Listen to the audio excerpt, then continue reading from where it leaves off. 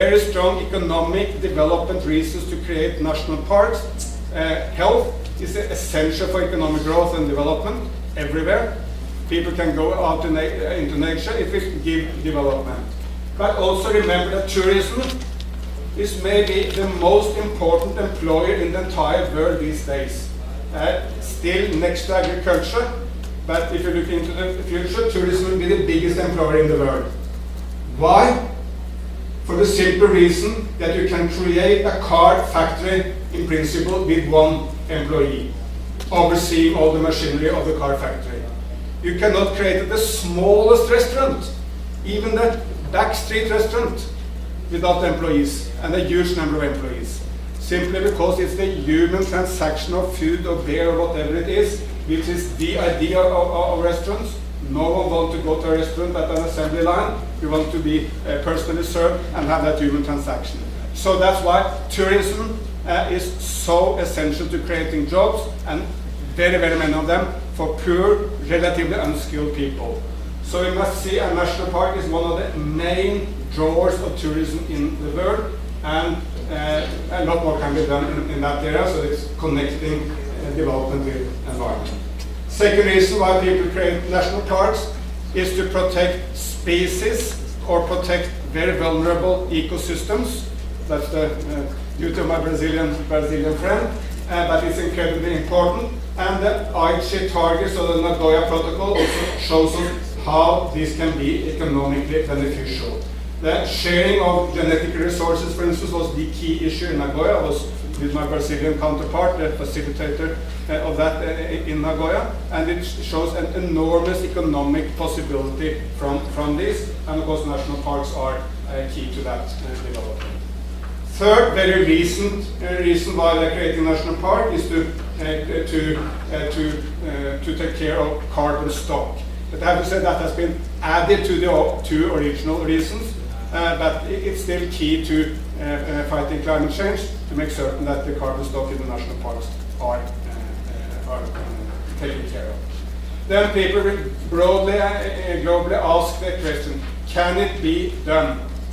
And I will say, yes, it can be done. It's already done, and let me cite one example, and that again is Brazil. You can find a lot of ways of criticizing Brazil. But Brazil has, over the last 8 years, proven that you can reduce the deforestation rate in the Amazon with 70%, while at the same time expand your agriculture, while at the same time reduce poverty, while at the same time create a business-friendly investment climate. Everything you want to do has been done, not perfectly, but to a large extent in Brazil over the last few years. So if Brazil can do it, why can't the rest of us? And national parks is quite an important part of the Brazilian way of protecting the Amazon. It's not all, but it's part of it. Then, what are some of the specific issues I would recommend to be discussed in the conference? From my Norwegian experience, a key issue is local ownership to parks. Because unless there is a local support for a park, it's hard to sustain over time. We will be able to protect a lot more, create a huge number of new parks if there is local ownership and local support. And adding to that, they are much better protected if there is local ownership, because at the end of the day, a government can hardly protect a national park by police. There must be local support. Then environmental authorities and environmental non-governmental organizations must cease being arrogant. They must embark upon a real dialogue with local communities, looking into how you can do it in a way which is acceptable for local communities. That applies, of course, to indigenous peoples, but also to every other local community. Can you make the border of the national park in such a way that it's easier for local people to accept? Can you do small issues which take the Norwegian context? I mean, some people under my authority wanted to tell people in a protected area that you cannot put up 2 square meters non-water-based toilets. at your small cabin inside the national park, as a matter of principle. Because you get a lot of irritation, a lot, with no purpose whatsoever. It's just a matter of being principled on behalf of the environment rather than flexible to get everyone on board on this idea. Some other people wanted to say no to a small windmill at the hotel, which happened to be inside the national park, because no new construction could happen at that. It had been there for 10 years, they wanted to be taken down. These kind of petty issues, irritating people, leave them aside. So go into a real dialogue with people on all national parks. You will get many more, and there will be much better protection. Other issue, we should see culture and nature as a whole. Many national parks also are UNESCO heritage sites and have a lot of culture to offer. And human beings are not separated in our brain. We love both nature and culture, and let's look into the combination of the two. Then how can the ideas from the national parks be brought into the rest of society? Among the issues I'm most proud of, being the father of Norwegian politics, is what we call the Nature Diversity Act.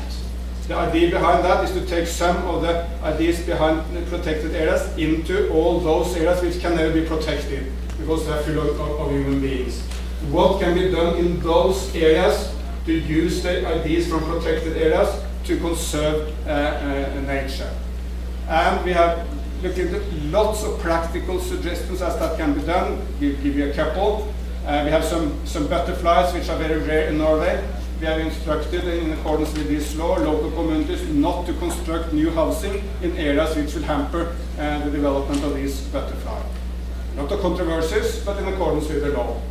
We have instructed the road authorities to make small tunnels under the roads so that different animals, which are very small, that take a lot of time to cross the road. Some of them take 10 minutes to cross the road. Chance of being dead when you end up is obvious, but you can use the tunnel to avoid these. These are taking ideas from the national parks into the rest of society, which cannot be protected. Final suggestion is, of course, that everywhere I know of a national park, there is a payment to those people who have been in one way or the other having an economic loss because of that national park. At least that's the case in all developed nations. Everyone owning land in a Norwegian national park, we get compensated. We must take that localized idea onto the global scene. No one can ask local communities in very poor developing nations to pay the price on behalf of the global community. There must be compensation. That compensation must be paid by those who can afford it, and that's the developed nations. Basically, Europe, United States, Japan, Korea, all developed nations must pay a price for the conservation of nature in the rest of the world.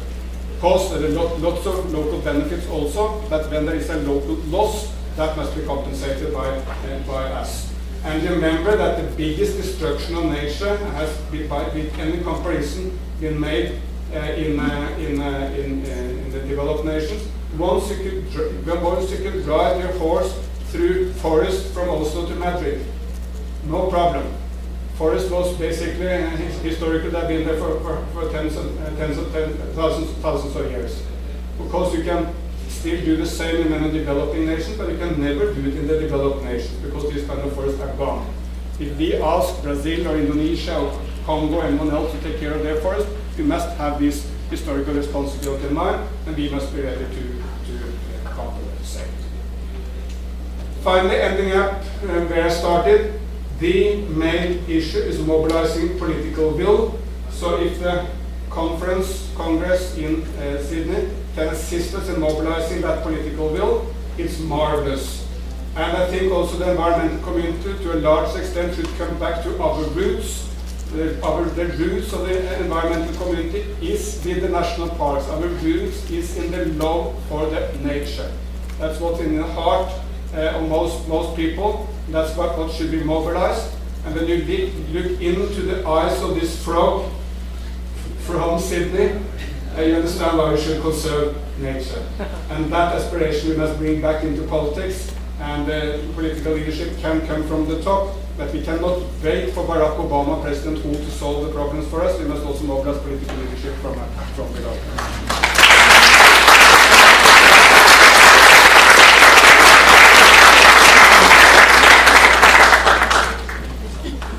Thank you very much, Eric. I thought that when we talked about yesterday what you were going to say, that you would stick with the bottom third, but you certainly went all around that figure, which was very, very impressive to take more or less all the themes there. What we're going to do now, I hope we can get it back on screen, is to get the panel up here, and let me just ask you, the speakers who've already spoken, please come and sit here.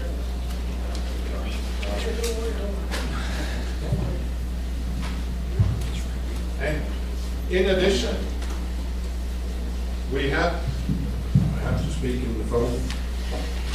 In addition, we have a couple of other good colleagues to sit here. Maxwell Rivera, sit there. And Maxwell, no, I will sit out there, so no problem. Maxwell is Deputy Director from UNEP, World Conservation Monitoring Center in Cambridge, in the UK. And then we also have John Jarvis from the US, as far as I have correct, you're Director of the National Park Service in the US. Good, I hit the right note, so that's very good. And we have one more, Julia, welcome. Julia Miranda Londoño, how do you pronounce your last name? Londoño, yes.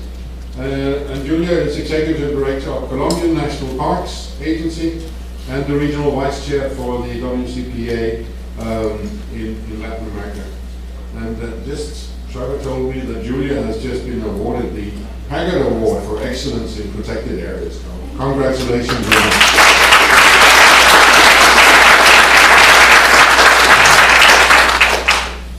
So the way we're going to do it, since we've already heard from half of the panel here, we will first ask the three other panelists whether they think that framework and some of the ideas and reactions we got from the three previous speakers, whether you agree with that, and we will start with you. So you have the question is, do I agree with what the speakers have said? That's very easy. Do you agree with that framework, or do you have other ideas? Do you want to drop something, or that's what you should do? Good afternoon, everybody. First, I must thank you, Paul, and Trevor for inviting us to be here, and thank the rest of you for being part of this discussion. You know, a few years ago, I came across a great caption when I was working in Nairobi of a female elephant that was addressing members of the herd. And at that time, of course, the whole herd was pondering what to do about the pace of change that they were confronting. And the ground underneath them was shifting. You know, everything was bending, and their chances of survival were getting slim. And the elephant stood up and said, well, we've got to go somewhere. We've got to do something. But as a rule, if you want to get there fast, walk alone. If you want to go further, walk with others.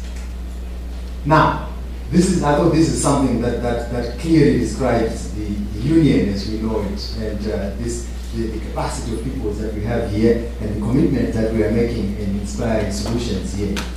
Because protected areas today face a similar fate. Things are changing around us fast, and there are competing claims on protected areas that we need to do something about. And perhaps the World Parks Congress that is going to happen in 2014 offers us a vehicle for working together.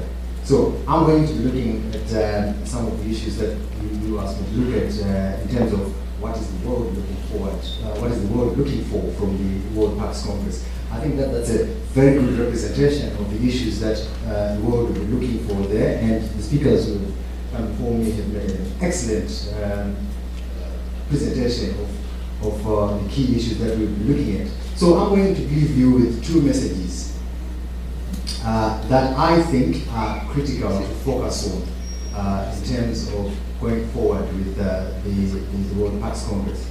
The first one is that I think the Congress needs to deliver a compelling story on how protected areas not only help us to achieve conservation goals, but also to achieve society's goals. Now, protected areas are under attack. This is the reality. Much as we love them, they are under attack, both as a social idea, but also as a physical sanctuary for wildlife. Protected areas where I come from, I'm from Africa, where protected areas are considered to be both an interference on local space, but also an incredible and valuable asset by the people who live with them. And I think we ought to be thinking about how we can maximize on protected areas as a valuable asset for people, while at the same time saving the goals that we want them to save as a sanctuary for wild animals. The second message is the World Parks Congress needs to empower a new conversation between the conservation community and other actors on protected areas as a land use options. Minister Solan called these communities tribes. And I think there are two tribes, and this is a good representation of the divide that we face. Because on the one hand, there's a conservation community that is clearly convinced that protected areas are a good idea. On the other, there are others who also have equally legitimate claims on protected areas. Those of you who have been following what is happening with the food and agriculture debate will have read from a report that was released about 2-3 years ago that said that if we are going to feed 6-9 billion people on this earth, we need to expand the area under agriculture by between 5 and 15%. The analysis went further and started looking at where are these areas going to come from.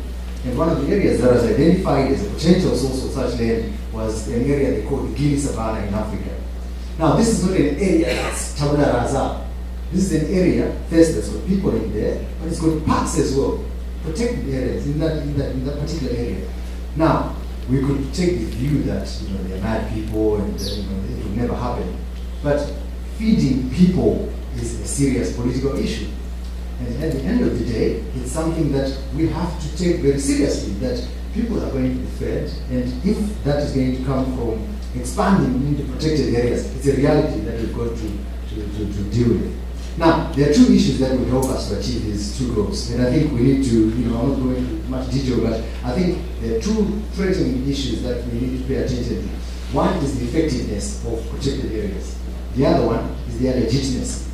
In terms of effectiveness, of course, we need to look at how well each of the protected areas that we've created out there is meeting its objectives. Now, again, to go back into Africa, there are interesting examples of how we need to be paying a bit more attention to how effective protected areas are performing. One of the things that, Minister, you mentioned was to do with budgets, with financing.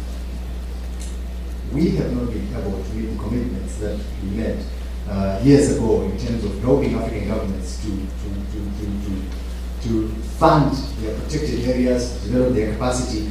A friend of mine who's doing a study in Cambridge and has been working in one of the protected areas in Zimbabwe and Mozambique was actually telling me a week ago that they've been monitoring the increase in budgets. Luckily, the budgets are increase in budgets for park rangers in a few protected areas. And he found that with increase in budget, of course, there was increase in patrolling efforts. And with that, there was increase in the number of poachers that they are actually catching in those particular localities. So it's possible that we're under-reporting on the poaching that is happening right now because budgets are limited and we don't have the staff to be doing some of these things. So that is a real problem. The other one on effectiveness is, of course, we need to look at the staffing that is happening there. And we need to be looking at, are protected areas actually delivering on the conservation goals for which they were set? Now, Braulio mentioned there that about 24% of the protected areas that we have on record, only about 24% of management plans that are in place. So, insofar as having management plans can be a reflection of how well we would manage protected areas, we are not doing a good job, and we need to pay attention to that. I'll leave it at that and go to legitimacy. Of course, protected areas face a legitimacy problem at the moment, certainly in Africa, and that's to do with the history of, in many ways, with the history of how they were designated, you know, with forced evictions and all those things. But not just that; it's also to do in a large way with who controls the decision-making processes and the procedures that regulate protected areas. Now, this is not physics. You know, this is something that we can change tomorrow, and we are now finding, certainly in the areas where we've been doing some work, that for those protected area managers who are making efforts to involve local communities, the threats on protected areas are diminishing, and therefore the amount of funds that they use for enforcement is getting smaller and smaller. So there's a benefit to doing some of these things. And I think that we need to help many of our protected area colleagues to develop more arrangements like that, you know, co-management arrangements and